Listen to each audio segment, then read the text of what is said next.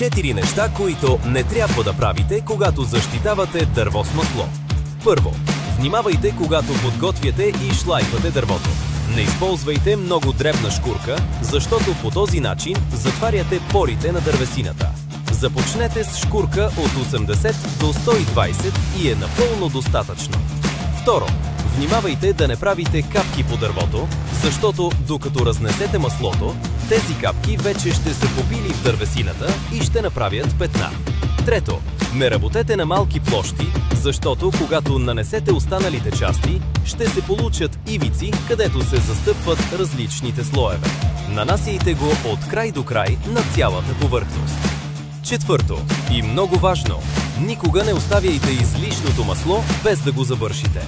Използвайте чист памучен парцал или кърпа и отстранете излишното количество. В противен случай ще започне да лепне цялото дърво. И задължително потопете парцала във вода.